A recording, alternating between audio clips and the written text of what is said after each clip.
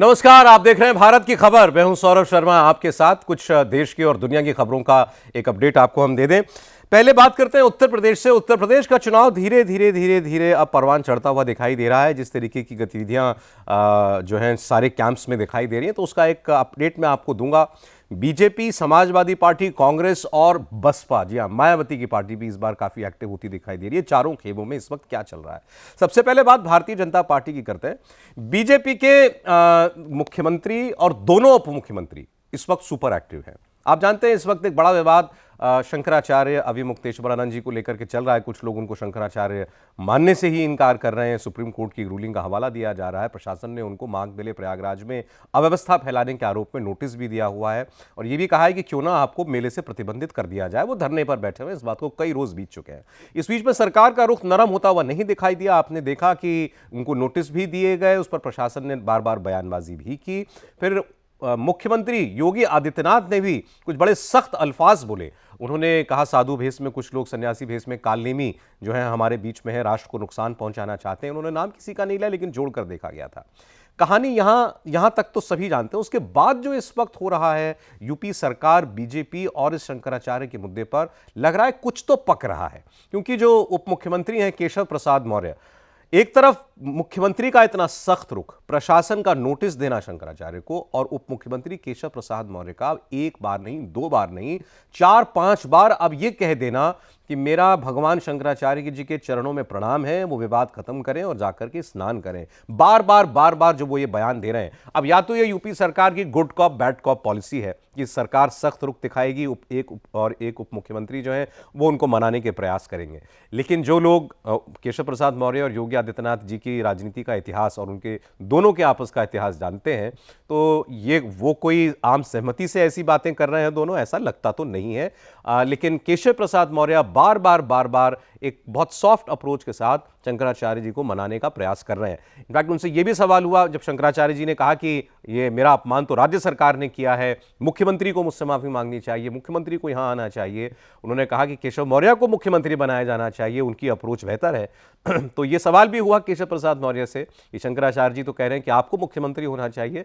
तो उनका जवाब उस सवाल को टालने वाला नहीं था, लेकिन उन्होंने कहा कि मुख्यमंत्री बनाने का काम हमारे पार्टी लीडरशिप का है। तो उनके इस जवाब को लेकर के भी अब जो है बातें की जा रही हैं कि केशव प्रसाद मौर्य क्या किसी एजेंडे के तहत या किसी की शह पर ये सारी बातें कर रहे हैं। अभी इसके पीछे की खबर सामने आई नहीं है, लेकिन जो कुछ सामने दिखाई दे रहा है ये सामान्य बिल्कुल नहीं है। ये थी बीजेपी कैंप की खबर।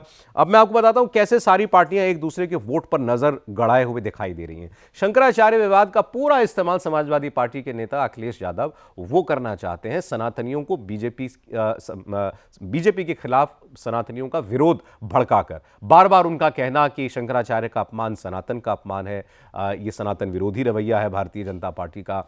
जो कुछ वाराणसी में हो रहा है बुलडोजर एक्शन के नाम पर, जैसे मणिकर्णिका घाट के जीर्णोद्धार के वक्त जो है कुछ मूर्तियां टूटी, कुछ मंदिर टूटे, ऐसे आरोप लगाए गए, जिस पर सरकार ने कहा कि वो एआई जनरेटेड इमेजेस थी। उस मुद्दे को भी खूब हवा दे रहे हैं अखिलेश यादव। उनके सांसद जो है वहां पर जा रहे थे तो पुलिस के साथ उनकी कुछ धक्का मुक्की भी हुई। तो उनकी नज़र जो है वो बीजेपी के हिंदू वोट पर है।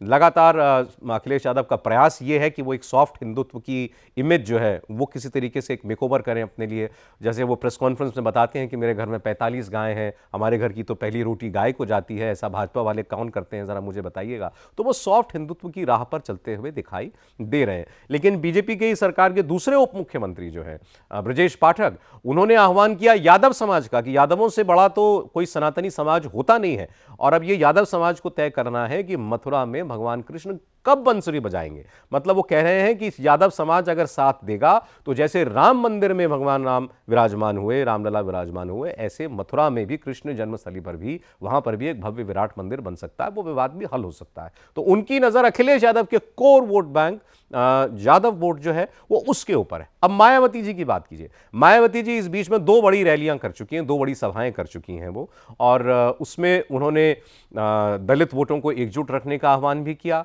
उन्होंने ब्राह्मणों की बात की। बीजेपी का जो कोर सबसे ज्यादा बीजेपी के लिए अगर आप कह सकते हैं जो एक वोट बैंक डिलीवर होता है वो ब्राह्मण वोट बैंक है। और उत्तर प्रदेश में सभी जातियों में अगर एक किसी एक जाति का सबसे ज़्यादा आबादी में भी रिप्रेजेंटेशन है तो वो ब्राह्मण समाज है। अगर आप बड़े बड़े सामाजिक वर्गों को गिनेंगे तो, अगर ओबीसी की छोटी छोटी जातियों में जाएंगे तो बात अलग है, लेकिन बड़ी जातियों में, प्रमुख जातियों में ब्राह्मण सबसे बड़ा वर्ग है और वो एक मुश्त भारतीय जनता पार्टी को वोट करता आ रहा है पिछले काफ़ी समय से।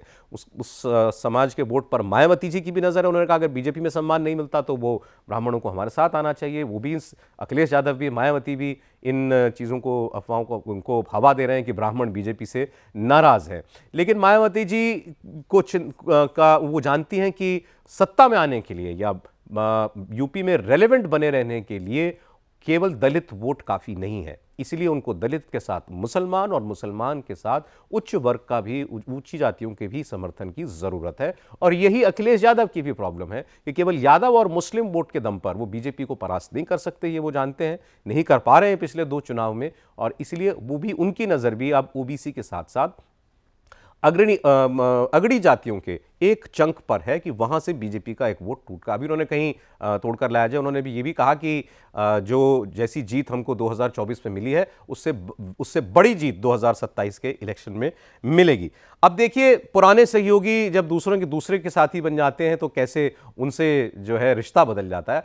आरएलडी, जयंत चौधरी की पार्टी, वो पिछले चुनाव में अखिलेश यादव के साथ थी। लोकसभा इलेक्शन से पहले वो इधर एनडीए का हिस्सा बन गए। अभी खबर है कि पश्चिम उत्तर प्रदेश में जहां यादव समाज कम है वहां पर जाट और मुसलमानों को साथ लाने के लिए अखिलेश यादव आरजेडी में सेंध लगाने का प्रयास कर रहे हैं। बहुत सारे आरएलडी नेताओं को उन्होंने अपनी पार्टी में शामिल कराया भी है। तो ये सारी समीकरण जो है ये उत्तर प्रदेश के चुनाव से पहले बिठाए जा रहे हैं। 1 साल का समय यूपी जैसे बड़े राज्य में कुछ ज्यादा नहीं होता। अब अगर आपको कांग्रेस की बात बताएं, कांग्रेस के लिए अच्छी खबर कहीं से नहीं आ रही है।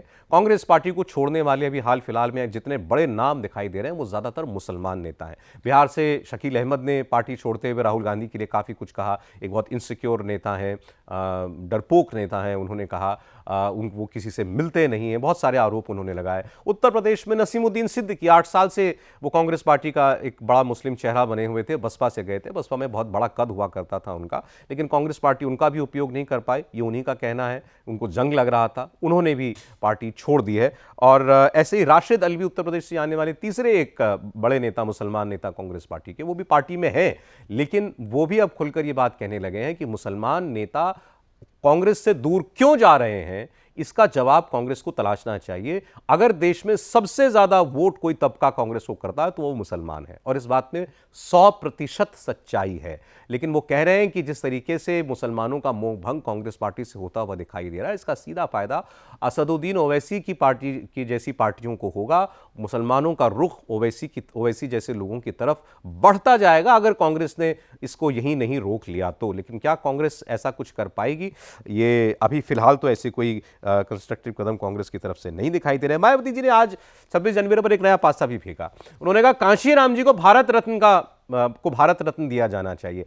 अब भारत रत्न को लेकर आप जानते हैं 2024 इलेक्शन से पहले भी काफी राजनीति हुई थी, जब लाल कृष्ण आडवाणी जी को भारत रत्न दिया गया, लेकिन उनके साथ साथ चौधरी चरण सिंह को भारत रत्न मिला था, जो कि दादाजी हैं जयंत चौधरी के, और जयंत चौधरी उसके बाद इधर एनडीए में आए भी थे। बिहार में इलेक्शन था तो लोगों ने कहा कि उसी की वजह से शायद कर्पूरी ठाकुर जी को भारत रत्न दिया गया। अब दलित वोट पर, दलित आकांक्षाओं को एक तरीके से प्रमुखता देने के लिए मायावती ने कांशीराम को भारत रत्न देने की मांग कर दी है। दलित वोट का, अगर उसमें से आप जाटव वोट हटा दें, उत्तर प्रदेश में 20% जो है आबादी दलितों की है, और उसमें से 10 से 11% जाटव वोट है, जो बिल्कुल एक मायावती का कट्टर समर्थक वर्ग है, और बुरे से बुरे दौर में मायावती जी के साथ वो वोट रहा है। लेकिन उसके अलावा जो 9-10% का दलित वोट है, उसका रुझान भारतीय जनता पार्टी की तरफ, और लोकसभा इलेक्शन में पिछले जाहिर है कि वो कांग्रेस और समाजवादी पार्टी की तरफ भी गया, लेकिन बीजेपी उसमें सेंध हमारी कर चुकी है,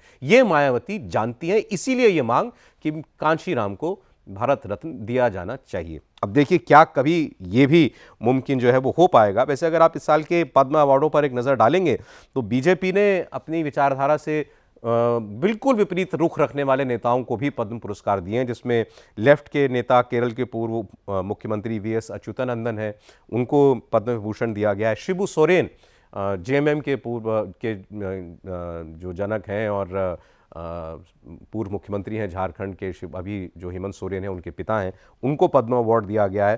तो ये भी माना जा रहा है कि इसके पीछे भी कोई बारीक राजनीति हो सकती है।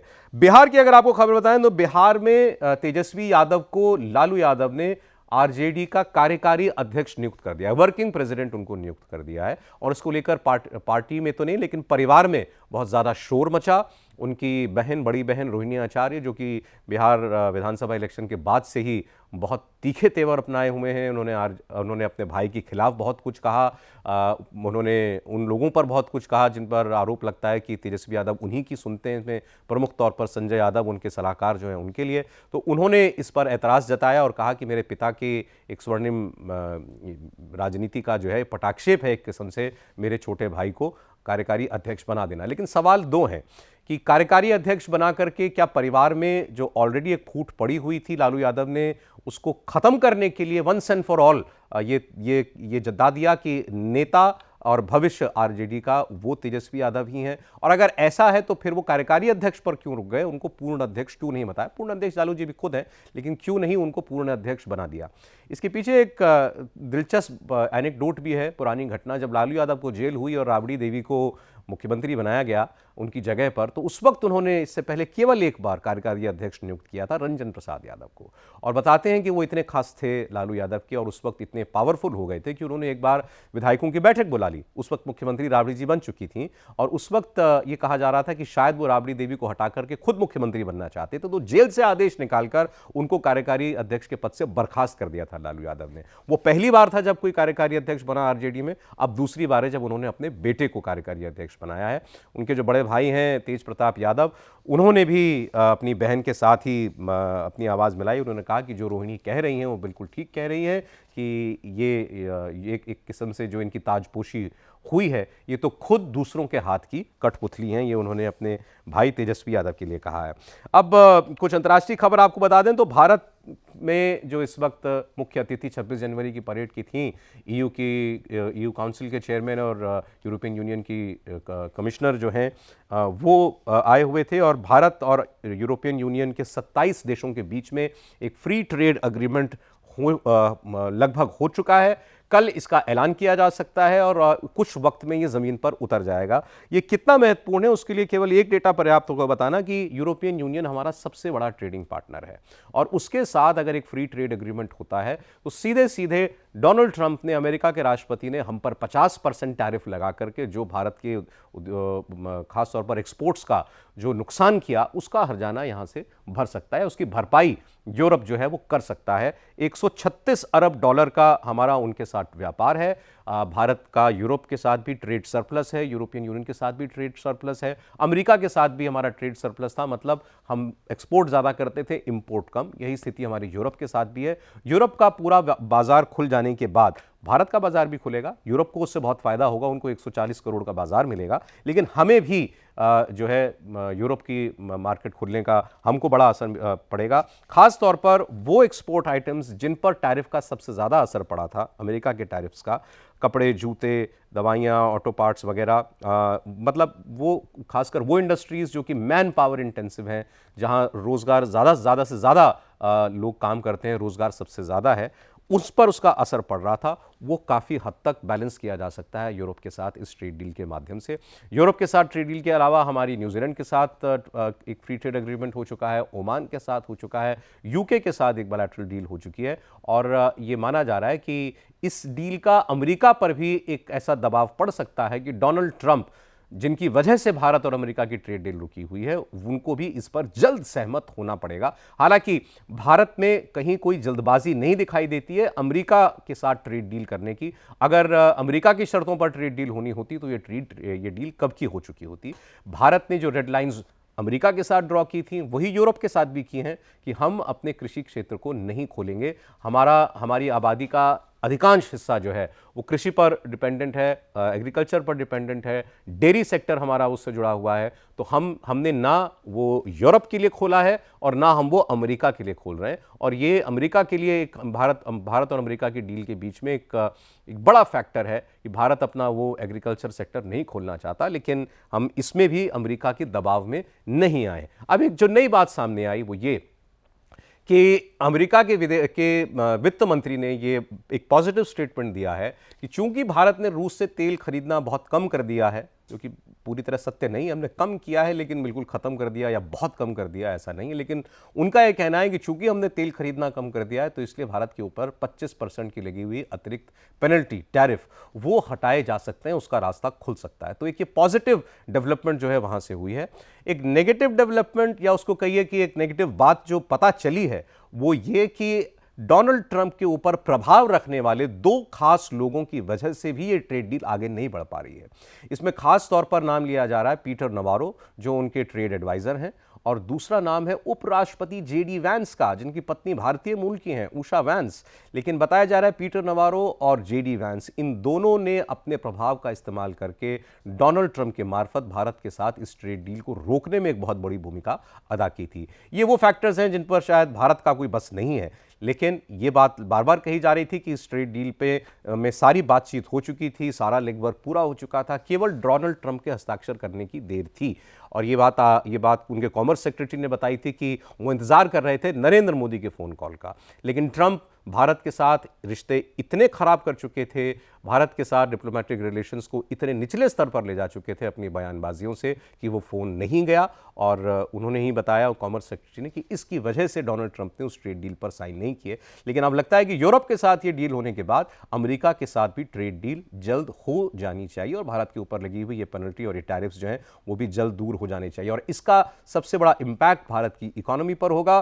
भारत की इकोनॉमी जो इस वक्त बड़ी तेज गति से बढ़ रही है, सारी उम्मीदों के आगे बढ़कर लगभग 7.5%, 7.4% का जो ग्रोथ रेट है वो इस वित्त वर्ष के लिए अनुमानित किया गया है और अगले साल के लिए भी फोरकास्ट जो है वो भी बढ़ा दिया गया है। और अगर इस बीच में ये ट्रेड डील्स हो जाती हैं और खासतौर पर अमेरिका के टैरिफ्स हट जाते हैं भारत के ऊपर से, तो भारत की अर्थव्यवस्था को एक नई उड़ान मिल सकती है इस साल 2026 में। तो ये थी भारत की खबर, आज इतना ही।